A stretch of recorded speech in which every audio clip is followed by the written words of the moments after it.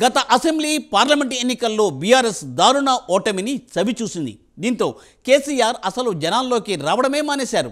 పైగా కూతురు కవిత జైల్లో ఉండడంతో మరింత మానసిక ఆవేదనకు గురయ్యారు కేసీఆర్. మరి ఇప్పుడు కవిత బెయిల్పై బయటకు రావడంతో కేసీఆర్ మళ్ళీ జూలు విదిల్చి ప్రజాక్షేత్రంలోకి వస్తారని చెబుతున్నారు బీఆర్ఎస్ నేతలు. దీంతోపాటు గతంలో కేసీఆర్ చెప్పినట్లుగా కాంగ్రెస్ ప్రభుత్వాన్ని చీల్చి చెండాడుతారని, రేవంత్ ప్రభుత్వాన్ని ఖచ్చితంగా కూల్చుతారు అంటూ గులాబీ నేతలు గొప్పలు చెప్పుకుంటున్నారు. ఇప్పుడు అయితే అసలే దూకుడు మీదున్న రేవంత్ను కేసీఆర్ నిలువరించగలరా? ఎమ్మెల్యే వలసలతో వీక్ అయిన గులాబీ పార్టీకి కాంగ్రెస్ ప్రభుత్వాన్ని కూల్చేంత సీన్ ఉందా? ఇప్పుడిదే తెలంగాణలో హాట్ టాపిక్. ఇంతకీ కేసీఆర్ మళ్ళీ జనాల్లోకి వస్తారా?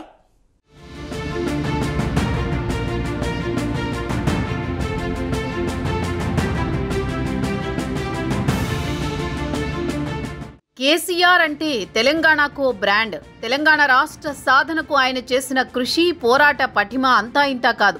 ఒక విధంగా చెప్పాలంటే కేసీఆర్ ప్రారంభించిన ఉద్యమం వల్లే తెలంగాణ ప్రత్యేక రాష్ట్రం వచ్చిందని చెప్పొచ్చు. ఎన్నో దీక్షలు, ఎన్నో సభలు, మరెన్నో సమావేశాలు నిర్వహించి తెలంగాణ ఆవశ్యకతను ఊరూరా చాటి చెప్పారు. చివరకు లక్ష్యాన్ని సాధించారు.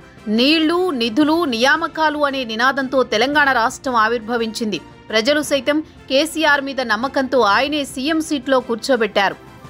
ఒక్కసారి కాదు, 2 సార్లు అధికారాన్ని కట్టబెట్టారు. 2014, 2018లో బీఆర్ఎస్ పార్టీని గెలిపించారు. దశాబ్ద కాలం పాటు రాష్ట్రంలో ఏ ఎన్నికల్లో అయినా ఆ పార్టీకే ప్రజలు పట్టం కట్టారు.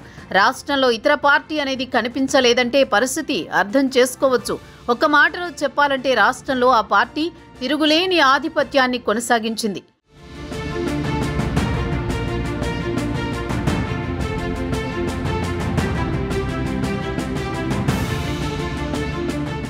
ఇంతవరకు బాగానే ఉన్నా ఏ నినాదంతో అయితే రాష్ట్రం ఏర్పాటు జరిగిందో వాటిలో కేసీఆర్ నెరవేర్చింది ఏంటో తెలంగాణ సమాజానికి తెలుసు.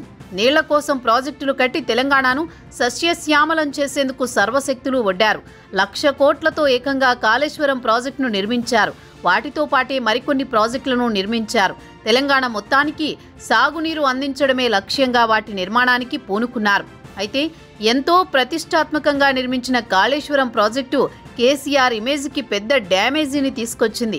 ప్రాజెక్టు నిర్మాణంలో భాగంగా చేపట్టిన మేడిగడ్డ బ్యారేజీ పిల్లర్లు కుంగిపోయాయి. దీంతో ప్రాజెక్టు నిర్మాణంలోని వైఫల్యాలు వెలుగు చూశాయి. ప్రజల్లోనూ మెల్లమెల్లగా ఆయనపై విశ్వాసం తగ్గింది. ఫైనల్లీ మొదటిసారి కేసీఆర్ పార్టీ ఓటమిని చవిచూడాల్సి వచ్చింది.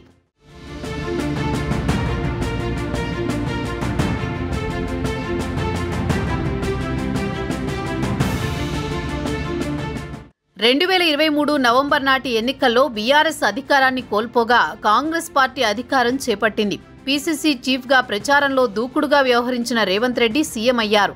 రేవంత్ ప్రభుత్వం కొలువుదీరి 9 నెలలు అవుతోంది. కాంగ్రెస్ అధికారం చేపట్టిన నాటి నుంచే బీఆర్ఎస్ వైఫల్యాలను ఒక్కొక్కటిగా వెలుగులోకి తెస్తూ ముందుకు సాగుతోంది.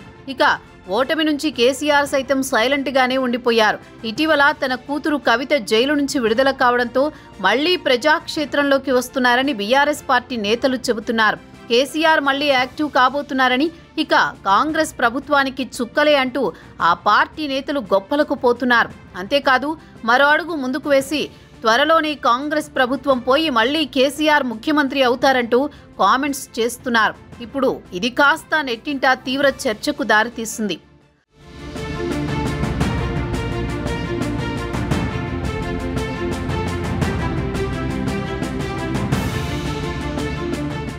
ప్రజలు ఎంతగానో ఆదరించి కాంగ్రెస్ ప్రభుత్వానికి అధికారం కట్టబెడితే దానిని కూల్చడం అంత ఈజీనా? ప్రజలు తిరస్కరిస్తేనే అధికారం కోల్పోయిన కేసీఆర్ మళ్లీ ముఖ్యమంత్రి ఎలా అవుతారు? ఈ ప్రశ్నలకు సమాధానాలు బీఆర్ఎస్ నేతలకే తెలియాలి. ఇప్పటికే ఎన్నో అవినీతి, అక్రమాలు, విమర్శలు ఎదుర్కొంటున్న బీఆర్ఎస్ పార్టీ ముఖ్య నేతలు, మాజీ మంత్రులు ఆ ఉచ్చు నుంచి ఎలా బయటపడతారు? వాటన్నింటినీ పట్టించుకోకుండా మళ్లీ అధికారం చేపడతామంటూ ప్రచారం సాగించడమేంటి? కవిత జైలు నుంచి వచ్చినందుకు ప్రజాక్షేత్రంలోకి కేసీఆర్ వస్తుండడం మంచి పరిణామమే. అయినప్పటికీ కాంగ్రెస్ ప్రభుత్వాన్ని కూలదోస్తామని చెబుతుండడం మాత్రం ఆయన మైలేజీకే మైనస్ అవుతుందని పలువురు రాజకీయ నిపుణుల అభిప్రాయం.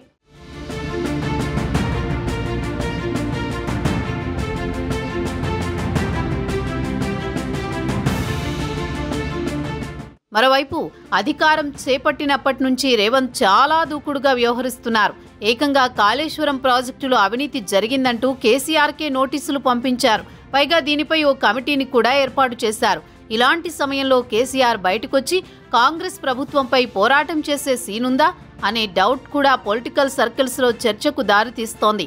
ఎందుకంటే ప్రస్తుతం బీఆర్ఎస్ నేతల అవినీతి చిట్టా అంతా కాంగ్రెస్ సర్కార్ దగ్గరుంది. ఇప్పుడు ఆ పార్టీని టార్గెట్ చేస్తే వరుసగా గులాబీ నేతలపై కేసులు నమోదవడం ఖాయంగా కనిపిస్తోంది. మరి ఇలాంటి పరిస్థితుల్లో కేసీఆర్ అనవసరంగా రేవంత్ను కెలుక్కుంటారా అన్న సందేహాలు వ్యక్తమవుతున్నాయి. మరోవైపు కేసీఆర్ మౌనాన్ని కూడా తక్కువ అంచనా వేసే పరిస్థితి లేదు. కాంగ్రెస్ను ఇరుకున పెట్టే ఏదో ఒక ఆలోచన ఆయన చేస్తూనే ఉంటారని రాజకీయ విశ్లేషకుల అభిప్రాయం. అయితే అది ప్రభుత్వాన్ని కూలదోసే అంత పెద్దదిగా ఉండకపోవచ్చని అంచనా వేస్తున్నారు. మొత్తానికి బీఆర్ఎస్ పార్టీకి ఇప్పటికిప్పుడు కాంగ్రెస్ ప్రభుత్వాన్ని కూల్చే అంత సీన్ లేదన్నది రాజకీయ పండితుల అభిప్రాయం.